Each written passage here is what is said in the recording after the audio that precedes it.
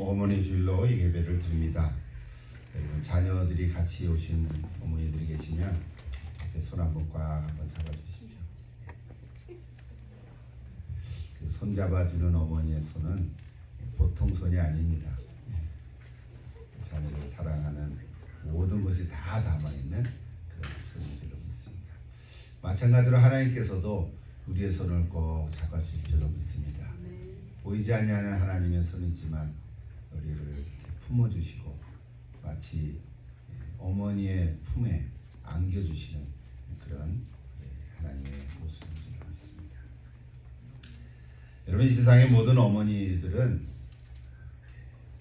위대합니다. 진짜입니다. 여자는 약하나 어머니는 강하다, 이런 말이 있죠. 그건 성경 구절은 아닙니다. 섹스피어가 한 말입니다. 그러나 예수를 믿는 이 믿음의 어머니들은 정말로 귀합니다. 어쩌면 겉보기에는 볼품이 없고 이제 나이가 많이 들어서 허리도 굽을 수도 있고 얼굴에 주름살도 있을 수 있고 참 자녀들이 보기에는 이렇게 예뻐 보이지 않을런지 모르지만 그래도 어머니들은 한때 다 미인들이었거든요. 그래서 어머니들은 정말 위대합니다. 진짜입니다. 이것도 여러분 젊었을 때 사진들을 여러분 이렇게 보면 참 아름답습니다. 여러분, 성경에 어머니들이 참 많이 나오는데요. 그래서 오늘은 누구의 어머니 누구, 그런 형태의 성경 구절이 되어 있는 것을 좀 찾아보려고 애를 썼는데 몇 군데 나오기는 합니다. 근데 우리가 이제 사도행전 설교를, 사도행전의 말씀을 중심으로 설교하려고 하니까 사도행전 안에서 누구의 어머니 누구, 이런 표현이 된 것이 딱 두 군데가 나오더라고요. 사도행전 1장 14절에 예수의 어머니 마리아, 또 오늘 읽은 사도행전 12장 12절에 요한 마가의 어머니 마리아, 둘 다 마리아입니다. 옛날에는 마리아가 참으로 흔한 이름인데 좋은 이름이거든요. 또 한 군데가 있는데 사도행전 16장 1절에는 디모데의 어머니, 그렇게만 나오고 이름이 안 나온 거예요. 그냥 믿는 유대 여자 이렇게 나오더라고요. 디모데후서 1장 15절에 가보면 그 어머니가 유니게라고 하는 걸 알 수는 있죠. 그러니까 사도행전 16장 1절에도 디모데의 어머니 유니게 이렇게 표현됐다면 그걸 가지고 설교를 할 수도 있었는데, 그래서 오늘은 사도행전 12장 12절 이 한 절을 가지고, 물론 아까 본문을 우리 11절부터 19절까지 읽긴 했습니다만 12장 전체를 우리가 좀 이해를 해야 좀 도움이 될 수 있겠습니다. 어쨌든 오늘 요한 마가의 어머니 마리아. 우리 지난주에 사도행전 1장을 설교한 후에 갑자기 뛰어넘어서 오늘 12장을 하게 되니까 연결성은 약하지요. 다음 주에는 다시 앞으로 돌아가서 또 제가 설교를 하고 이제 뭐 차례대로 할 수는 없으니까 또 큼직큼직한 주제대로 이렇게 해서 말씀을 전하고자 합니다. 그래서 오늘은 먼저 잠시 짧간이라도 이 12장 전체의 말씀을 이해를 하기 위해서 배경을 잠깐 말씀을 드리고자 합니다. 여러분, 사도행전 12장은 1절부터 25절까지로 되어 있는데 크게 저렇게 네 군데로 나눠볼 수 있습니다. 눈으로 보셔도 되죠. 1절부터 5절까지는 헤롯의 박해로 인한 야고보가 순교를 당하고 그리고 베드로도 투옥되었습니다. 그리고 6절부터 10절까지는 놀라운 하나님의 역사인데 천사의 도움으로 정말 베드로가 그 옥에 갇혔는데 다 그 쇠사슬이 풀리고 탈출하게 됐어요. 그 이야기를 쭉 쓰고 있고, 그리고 11절부터 19절 오늘 읽었습니다만 그 베드로가 마가 요한의 어머니 마리아의 집에 방문하고 자초지정을 설명한 다음에 어디론가 가버렸습니다. 그래서 헤롯이 베드로를 찾지 못해가지고 분노하던 그 이야기가 오늘까지 말씀 나누고, 마지막 20절부터 25절에는 헤롯의 죽음과 그럼에도 불구하고 참 박해받던 교회는 오히려 하나님의 말씀으로 더 흥왕하고 있었다. 그런 기절로 마무리를 하고 있습니다. 자, 사도행전 12장 전체의 구조가 저렇게 되어 있는데, 하나 더, 여기 헤롯은 그냥 헤롯 대왕이 아니고 헤롯 대왕의 손자인 헤롯 아그리빠 1세를 얘기합니다. 헤롯 아그리빠 1세, 그리고 그 시대의 연도는 한 44년이라고 볼 수 있어요. 이 아그리빠 1세가 41년부터 44년까지 통치를 했기 때문에 이제 마지막 죽기 전이니까 44년이라고 볼 수 있어요. 자, 이 사도행전을 기록한 이 누가, 의사 누가라 그랬죠. 12제자가 아닌 이 의사 누가가 예수님의 제자였지만 사도행전 8장에서 스데반 집사의 순교로 말미암아 그때 당시 초대교회 믿었던 사람들이 다 흩어지기 시작했습니다. 유대로 또 멀리 사마리아로 흩어졌는데 베니게와 구브로와 안디옥에까지도 이르러서 흩어졌습니다. 근데 특별히 안디옥이라고 하는 곳에는 이 흩어진 사람들과 더불어서 민족은 아니죠. 이방 출신 사람들이 안디옥 교회를 세워가지고 안디옥 교회가 오히려 번성하게 됐습니다. 예수를 많이 믿는 사람들이 생겨지게 됐고, 그래서 예루살렘 교회에서는 이 바나바를 안디옥 교회에 파송하게 됐습니다. 여러분, 바나바라는 이름을 잘 아시죠? 예, 바나바는 원래 예수를 잘 믿던 사람인데 이제 다소에 가서 이제 사울이 예수님을 만나게 돼서 다메섹으로 가는 도중에 예수를 만났잖아요. 다소에 가서 좀 이렇게 숨은 건 아니고 머물러 있었는데 그 사울을 찾아가지고 바나바가 다시 안디옥 교회에 와서 둘이서 같이 하나님의 말씀을 전하는 그런 일들이 있었습니다.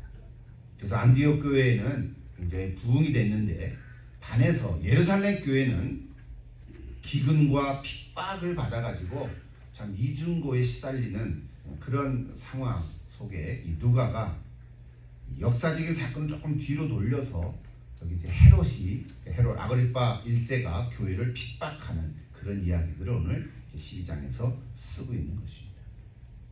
이 헤롯 아그리빠 1세는 바리새인적인 성향을 가진 황제였어요. 그러니까 통치권의 안정이 필요했고요. 종교 지도자들의 환심을 사기 위해서 교회를 핍박하기로 시작했어요. 정치적으로 핍박한 거죠. 광기 어린 헤롯이 이제 요한의 형인 야고보를 이제 죽였습니다. 첫 순교자가 됐죠. 그러다 보니까 온 교회는 충격과 공포에 빠졌는데, 여세를 몰아서 이 종교 지도자들은 제 수제자인 베드로를 체포해서 이제 베드로도 죽이면 예수 운동이 이제 사라질 것이다 라는 생각을 하고 계획을 했던 거예요. 근데 때가 그때 마치 유월절과 무교절 기간이었기 때문에 이 절기를 끝난 이후에 베드로를 이제 공개적으로 예수님처럼 십자가에서 죽이려고 계획을 세웠습니다. 이 사건을 두고 교회는 기도하기 시작한 것이에요. 그런데 놀랍게도 하나님께서는 천사를 보내가지고 베드로를 끄집어냈어요. 그 얘기를 오늘 읽지 못했는데 6절부터 10절까지에 자세히 이렇게 나와 있습니다. 그리고 오늘 읽은 우리가 11절이 시작된 것입니다. 얘기를 잠깐 이해했는데 여러분 다 이해하실 줄 알고요. 11절 저렇게 되어 있죠. 이에 베드로가 정신이 들어 이르되 내가 이제야 참으로 주께서 그의 천사를 보내어 나를 헤롯의 손과 유대 백성의 모든 기대에서 벗어나게 하신 줄을 알았노라. 그러면서 12절 이렇게 나오죠. 같이 한번 다시 읽을까요? 12절. 베드로가 이를 깨닫고 마가라 하는 요한의 어머니 마리아의 집에 가니 여러 사람이 거기에 모여 기도하고 있더라. 자, 오늘 설교 제목이 마가라 하는 요한의 어머니 마리아 이렇게 정했거든요. 마리아의 남동생이 바나바였습니다. 마리아의 남동생이 바나바입니다. 성경에 마리아의 남편과 다른 가족들의 소개가 나오지 않는 것으로 보아서 마리아는 아들이 하나 있는데 그 외아들이라고 봅니다. 그것이 바로 마가입니다. 마가는 예수님의 12 제자가 아니고 나중에 보면 베드로의 제자라는 이름으로 나오는데, 이 마가는 젊은인데 이 마리아가 과부로서 마가를 잘 키웠다고 볼 수 있습니다. 그런데 마리아는 남편이 좀 재산이 있었는지 모르겠어요. 성경에 그런 것까지 안 나오니까. 근데 한 가지 분명한 것은 예루살렘에 큰 다락방이 있는 저택을 가지고 있었던 걸로 볼 수 있습니다. 그때 당시에. 그래서 예수님께서는 종종 이 마리아의 집에 가서 이렇게 같이 모임을 갖기도 하고요. 그래서 급기야 십자가에 달려 돌아가시기 전 목요일 날 제자들과 함께 모여서 제자들 발을 씻기시고 또 최후의 만찬을 바로 이 마리아 집에서 열린 것입니다. 갖게 된 것이죠. 우리는 흔히 이곳을 마가 다락방 이렇게 얘기하는데, 결국은 마가 다락방에서 120명의 그 믿는 자들이 모여서 예수님께서 승천하시기 전에 위에서부터 오는 능력을 기다리라 라고 말씀한 것을 가지고 이 마리아의 집에 모여서 같이 기도했던 것을 우리가 볼 수 있습니다. 그것이 바로 마가 다락방이라고 했는데 바로 이 마리아의 집인 것이죠. 그러니까 그만큼 120명이 모일 정도니까 웬만한 집보다 큰 거 아니겠습니까?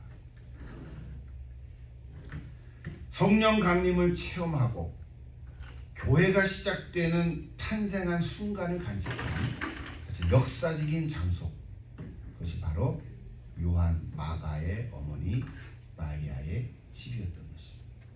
우리는 그냥 마가 다락방 이렇게 얘기하고 마는데 바로 마리아의 집이었어요. 우리가 볼 때 마리아는 그러므로 일찍부터 예수님을 알고 복음을 받아들였고 자신의 집과 모든 것을 하나님께 드리며 헌신적인 신앙으로 살아갔던 것을 볼 수 있습니다. 베드로가 추록한 후에 곧바로 마리아 집으로 간 것을 볼 때 사실 핍박받는 상황임에도 불구하고 생명의 위험을 무릅쓰고 자신의 집을 기도의 처소로 제공한 것을 보면 마리아의 믿음이 대단한 것을 알 수 있습니다. 위대한 거죠. 그리고 담대한 거죠. 헌신적이었지만 이때가 44년쯤이니까요. 예수님이 승천하신 것을 우리 AD 한 30년으로 볼 때 한 14년 정도 지났잖아요. 그럼 공생의 기간까지 생각하면 3년을 더 하는데 한마디로 얘기하면 적어도 15년 이상을 이 마리아는 자신의 집을 제자들의 모임으로 또 기도의 처소로 제공하는 것이죠. 그럴 정도로 다 헌신한 거예요. 그래서 오늘 이 시간에 우리 어머니 주일을 맞아서 특별히 마가 요한의 어머니 마리아, 성경에 마리아라는 이름이 참 많이 나오잖아요. 예수의 어머니도 마리아고 막달라 마리아도 있고 여기 오늘 마가의 어머니도 마리아가 있고 또 요셉과 또 야고보의 어머니도 마리아고, 적어도 성경에 마리아가 4명이나 나옵니다. 우리들 가운데 성함이 자자로 끝나는 분들 여러분 계시지 않습니까?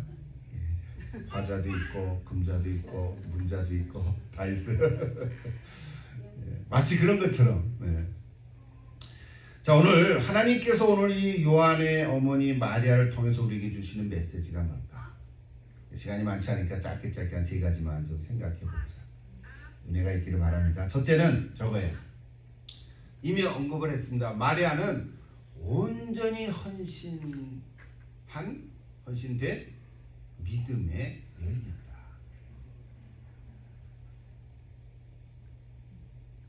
자신의 모든 것을 정말 주님을 위해서 다 드리고 그렇게 살아갔어요. 1, 2년이 아니었죠. 적어도 15년 이상. 오늘 저와 여러분이 다 이런 믿음의 여인이 되기를 기도합니다. 저는 빼고 그럼 여러분 모든 어머니들은 다 믿음의 어머니들이 되기를 기도합니다. 우리가 다 예수 믿고 구원 얻은 하나님의 자녀로 살아가지만 혹은 어떨 때는 내 것을 하나님께 드리기가 좀 꺼려지고 혹은 인색한 모습으로 살아간다면 헌신적인 거하고는 거리가 멀어요. 오늘 첫 번째로 우리가 배울 수 있는 메시지는 이 마리아의 헌신을 통해서 신앙적인 도전을 갖게 되기를 기도합니다. 도전을 받으십시오. 여러분 다 지금까지 많이 헌신하고 있지만 다시 한번 요한의 어머니, 요한 마가의 어머니 마리아의 헌신을 눈으로 보시면 좋겠습니다. 두 번째는 이 마리아는 그 아들이 하나밖에 없으니까 외아들이라고 볼 수 있죠. 과부로서 이 외아들을 키운 마리아. 그러니까 마가를 신앙적으로 잘 키워간 믿음의 여인이었습니다. 어머니였습니다. 마가는 마리아의 아들이면서 동시에 성경에 바나바의 생질이라고 나오거든요. 생질은 조카라는 뜻이잖아요. 그러니까 바나바는 다소에 있는 사울을 찾아가서 안디옥 교회에 소개할 만큼 그때 당시에는 리더격이었고요. 사실은 바나바가 없었으면 이 사울은 나중에 예루살렘 교회와 또 안디옥 교회에 와서 그 리더의 이제 바울로 바뀐 그런 바울의 모습을 갖기에 좀 어려움을 겪었을 수도 있습니다. 그러니까 바나바가 이게 참 얼마나 귀한 분인지 위로의 사람이죠. 그만큼 바나바는 성령으로 충만한 그리고 온유한 성품을 지닌 성숙한 신앙인이었습니다. 성경에 그렇게 나오죠. 사도행전 11장 24절에 보면 바나바는 착한 사람이다. 성령과 믿음으로 충만한 자다. 이렇게 평가하고 있습니다. 자, 그러니까 이런 바나바를 보고 자란 마가는 나이가 굉장히 젊지만 성경에 보면 이제 앞으로 나오겠습니다만 바울이 선교여행을 떠날 때 첫 번째 선교여행 갈 때 바나바하고 같이 갔죠. 그때 누가 같이 껴갔습니까? 예, 바로 이 마가가 같이 껴서 간 거예요. 젊은인데 열정을 가지고 요즘으로 얘기하면 단기 선교를 한번 참여한 거예요. 한 일주일 정도.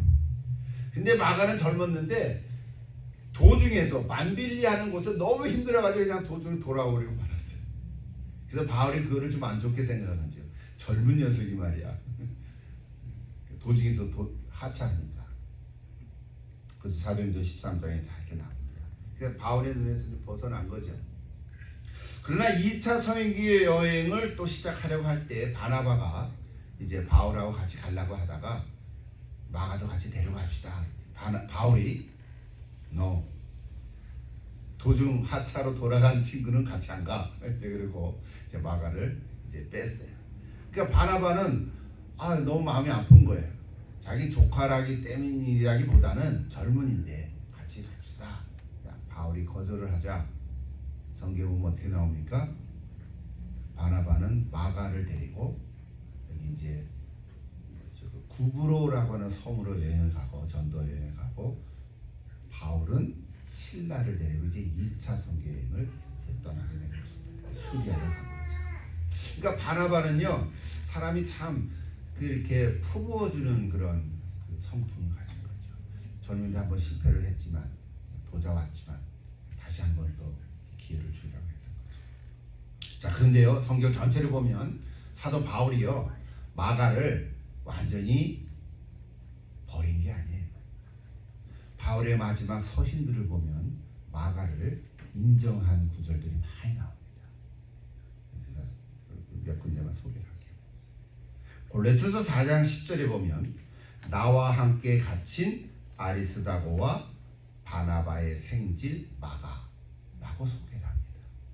이 마가를 내가 옥에 갇혔는데 골로새서는 옥에 갇혔을 때 쓴 옥중서신이잖아요. 옥중서신에서 썼을 때 마가가 그 옥에 같이 있었던 거예요. 같이 방문하고 위로하고 마가가 그랬던 거예요.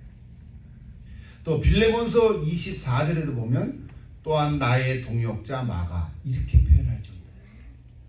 그러니까 바울이 처음에 젊었을 때 너무 힘들어서 도중하체했던 마가로 끝나지 않고 계속해서 마가하고 같이 사역을 하고 동역을 했던 것을 볼 수 있습니다. 여러분 골로새서나 빌레몬서는 옥중서신에서 쓰여진 건데 이때 바울은 마가와 함께 있었죠. 마가가 변화된 거죠. 바울에게 인정받은 성숙한 신앙인이 되었단 말이에요. 또 맨 마지막 디모데후서 4장 11절에 보면 사도 바울의 맨 마지막에 쓰인 책이죠. 말년에 쓴 책인데 뭐라 그랬어요? 네가는 이게 디모데죠. 네가 올 때에 마가를 데리고 와라 그랬어요. 그만큼 바울은 마가를 이제 인정해 줬다는 거예요. 전체적으로 볼 때 이렇게 마가가 젊은이였는데 열정을 가지고 선교도 참여하고 그러다가 점점 성숙해지고 그런 마가로 키워간 거 누구의 덕분일까요? 바로 그 어머니 마리아의 기도와 신앙과 그 헌신 때문에 마가가 보고 배운 것이라고 볼 수 있습니다. 얼마나 귀합니까? 한때는 무익했고 바울의 마음에 상처를 줄 수도 있었지만 이제는 유익한 사람이 됐다. 얼마나 복된 사람이 됐습니다. 여러분 이런 아들을 두고 싶지 않습니까? 여러분의 자녀들이 오해하지 마세요. 꼭 이렇게 선교를 해야 되고 그런 의미로 얘기한 게 아니라 우리의 자녀들이 하나님 앞에 쓰임을 받고 젊었을 때는 혹 실패하고 넘어지기도 했지만 그 어머니의 마음에 쏙 들지 않는 아들이라 할지라도 우리 아이들이 그렇죠, 그죠? 그럴 수도 있죠. 잘 키워놨더니 지 혼자 큰 줄 알고 말이죠. 엄마 말 되게도 안 듣고 그런 아들도 있을 수도 있죠. 딸도 그럴 수 있어요. 그러나 어머니에게는 네가 넘어지고 내 마음에 안 들고 좀 말 안 들어도 여전히 내 사랑하는 아들, 딸이라는 우리 어머니의 마음인 거죠. 어머니의 기도. 그것을 기억하는 아이들은 이제 나중에 세월이 조금 지나면 성숙한 신앙으로 자랄 줄 믿습니다. 여러분 지금은 좀 모자란 것 같아도 여러분 포기하지 마시고 자녀를 위해서 끝까지 기도하실 때 하나님께서는 성숙한 신앙으로 자라게 하실 줄 믿습니다. 유익한 인물이 될 것입니다. 자, 이렇게 성숙하게 자란 마가가요, 베드로는 또 뭐라 그러는지 아세요? 하나만 더 보고 정리하십시오. 베드로는 저렇게 얘기했어요. 5장 13절에 보십시오. 같이 한번 읽을까요? 택하심을 받은 바빌론에 있는 교회가 너에게 무난하고 내 아들 마가도 그리하느니라 그랬어요. 베드로는요 마가를 물론 자기가 난 게 아니지 영적인 아들로 생각하는 거예요. 마가가 내 아들 같은 거예요. 얼마나 귀하면 그렇게 표현했겠습니까? 물론 단편적인 기록들이지만 요한 마가의 어머니 마리아의 마음에 사실은 성경에 마리아가 무슨 말을 했다 그런 구절은 없어요. 마리아가 이런 말 했다 저런 말 했다 뭐 마가를 향해서 이렇게 했다 저렇게 했다 뭐 그런 구절은 하나도 없어요. 그러나 우리가 엿볼 수 있는 것은 이 아들 마가를 통해서 이 마리아의 신앙과 기도를 우리는 짐작할 수 있다. 마가는 예수님의 12제자는 아니었지만 사실은 마가복음을 썼던 저자입니다. 마가복음은 마가가 썼지요. 마태복음은 마태가 썼지만 마태는 예수님의 12제자지만 마가는 12제자가 아니에요. 누가도 12제자가 아니죠. 그러니까 이렇게 마가는 참 젊은이로서 좌충운동을 하면서 커왔지만 마지막에는 성숙해졌고 그리고 제일 먼저 마가복음을 기록할 정도로 정말 이렇게 말씀도 많이 알고 이렇게 지적으로도 영적으로도 성숙한 아들이 됐습니다. 이것은 다 누구 덕분일까요? 보이지 않지만 이 어머니 마리아의 기도와 신앙 덕분인 줄 믿습니다. 여러분 우리가 아는 모든 위인들은 유명한 사람들 뭐 그런 얘기를 하려면 한이 없죠. 오늘 어머니들이 그런 얘기 많이 예화를 들 수도 있지만 그 위인들의 뒤에는 누가 있습니까? 다 숨은 어머니들이 있습니다. 자 마지막 세 번째 가보십시다. 세 번째 마가의 어머니를 통한 우리에게 주시는 메시지는 신앙 공동체에서는 꼭 없어서는 안 될 믿음의 예의였다는 사실이죠. 자, 개인적으로는 헌신된 신앙인의 모습이었고요. 가정적으로는 아들 마가를 잘 키운 어머니의 모습이었는데 한 걸음 더 나아가서 교회라고 하는 신앙 공동체 내에서는 정말 꼭 필요한 일꾼이 되었다는 것입니다. 제가 오늘 말씀을 준비하면서 이게 뭐 자료가 많지 않으니까 그래도 이렇게 두들겨 보면서 자료를 찾다가 재미난 글을 하나 발견했습니다. 소개하는데요, 그대로 써놨어요. 없어서는 안 될 고리라 그랬죠? 고리.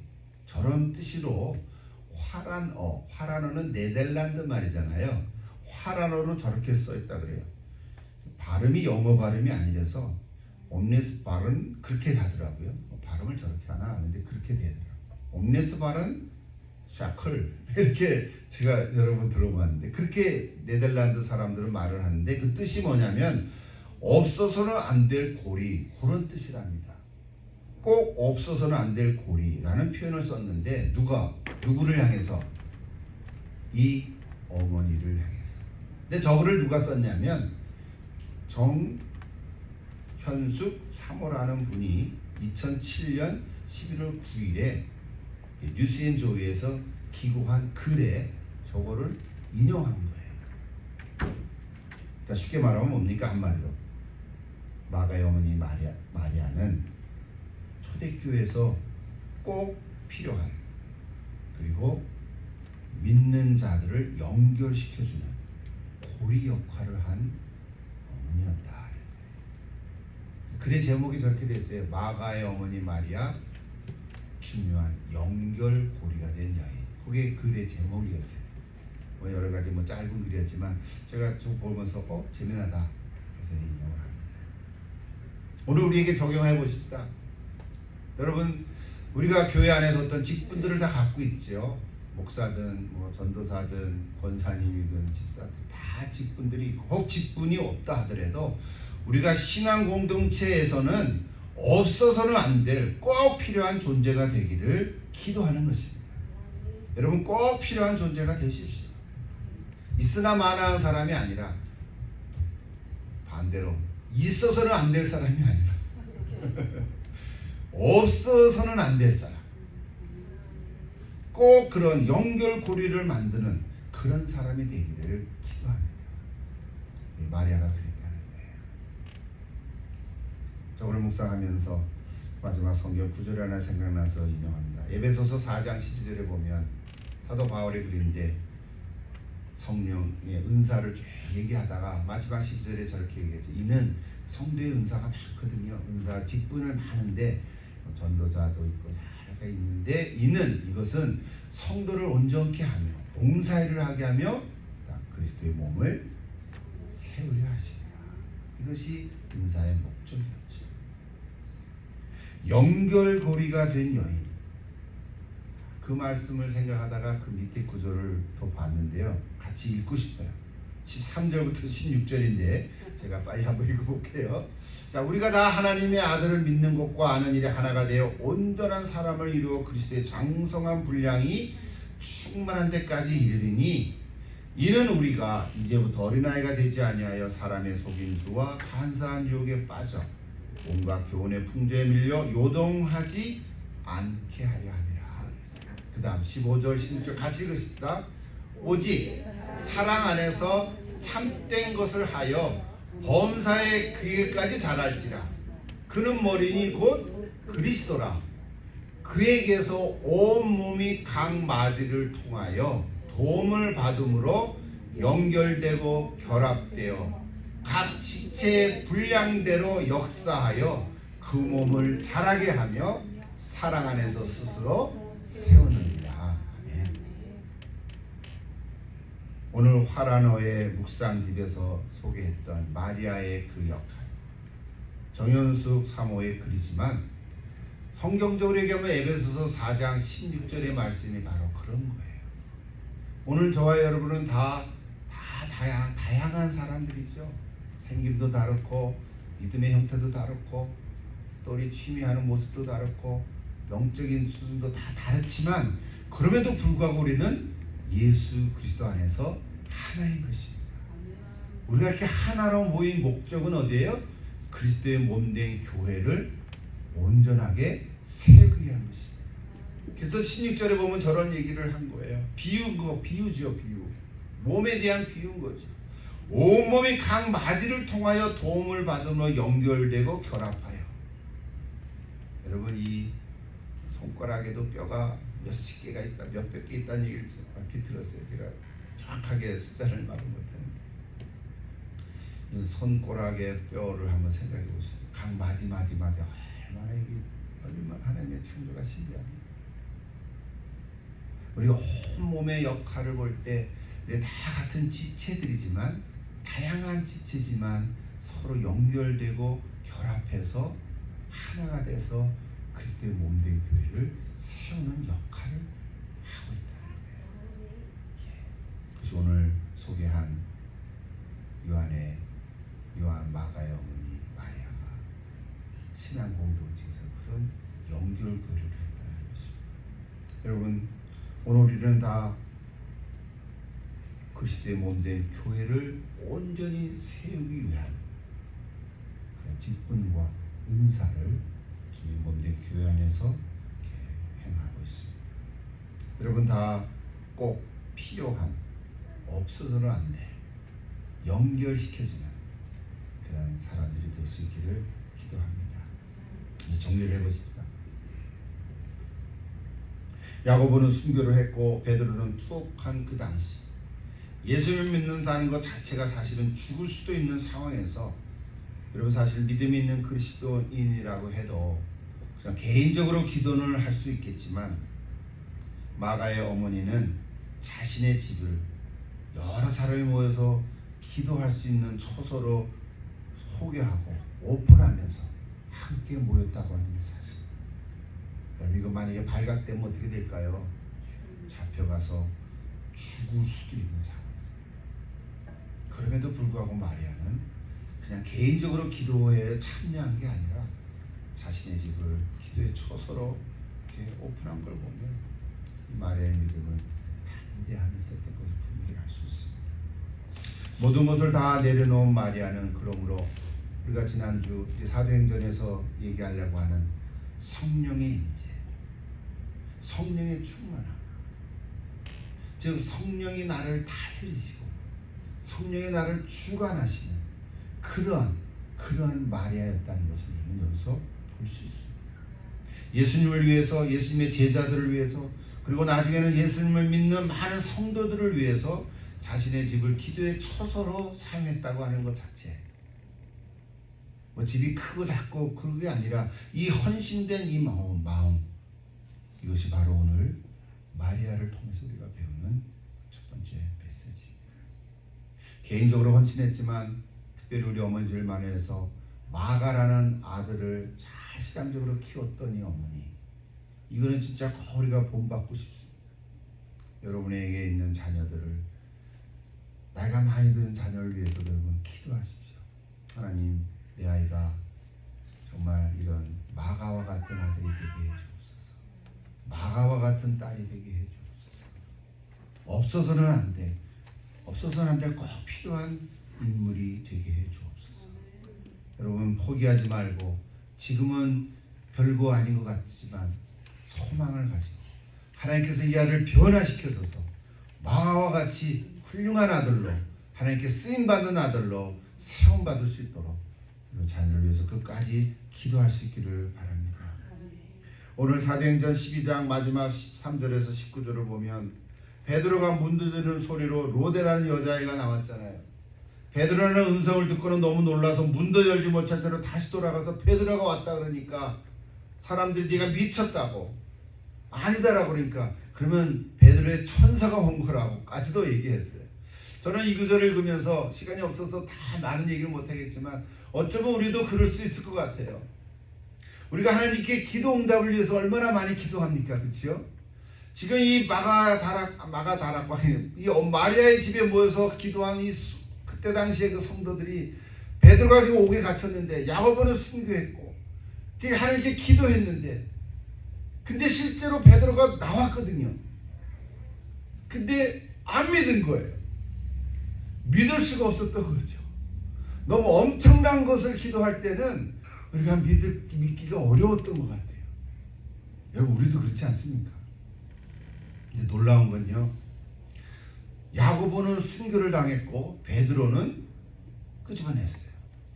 하나님이 차별하셨나요? 같은 12제자인데 야고보는 그냥 순교를 당했단 말이에요. 하나님이 그냥 그 야고보 순교 당할 때 그냥 내까였느냐 그럼. 베드로는 이제 옥에 갇혀서 곧 명절이 끝나면 끄집어내서 순교할 죽음을 당할 차지에 있는데 하나님 베드로를 끄집어냈어요. 왜 그랬을까요? 놀라운 하나님의 계획과 섭리가 있었던 거예요. 그건 바로 그때 당시 교회를 세워가야 되니까. 결국은 베드로는 나중에 어떻게 됐나요? 십자가에 거꾸로 예루살렘으로 들어가다가 잡혀서 십자가에서 죽음을 당하려고 할 차에 나는 어떻게 예수님처럼 내가 십자가에 달릴 수 있냐. 나를 거꾸로 못 박으라. 전설에 의하면 베드로는 거꾸로 못 박아서 순교를 당했거든요. 그럼 그때는 왜 하나님이 그냥 안 살려주셨을까? 십자가를 거꾸로 박아서 다시 휙 뒤집어가지고 못 박은 게 흘려가지고 베드로 살아나야 되잖아요. 아니 그런 게 아니에요. 여기 오늘 이때는 베드로는 살아 있어야만 했기 때문에 베드로는 아직은 살아야 했기 때문에 하나님은 살려주신 거예요. 오늘 저 여러분도 오늘 여기까지 살아있는 것은 하나님께서 살려주셨기 때문에 살아있는 줄로 믿습니다. 언젠가는 하나님 부르실 날이 올 거 아니겠습니까? 언젠가는 하나님 부르실 날이 올 텐데 그때까지 우리가 살아있는 건데 오늘 여기 마가 어머니처럼 마리아처럼 온전히 하나님께 드리는 개인적으로 헌신하고 가정적으로 마가를 잘 키우고 교회적으로는 꼭 없어서는 안 될 인물로 좀 살아갈 수 있기를 간절히 기도합니다. 하나님의 섭리가 있을 줄로 믿습니다. 하나님의 은혜가 여러분 가운데 있을 줄로 믿습니다. 내 안에 계신 성령님의 임재하심을 여러분 오늘도 선포하시고 하나님 또 한 주간 지낼 때 아침에 일어나자마자 뭐라 그랬죠? 하나님 성령님 나를 다스려 주옵소서. 오늘 하루도 시작합니다. 함께 해 주옵소서. 기도하면서 하루를 한 주간을 승리하는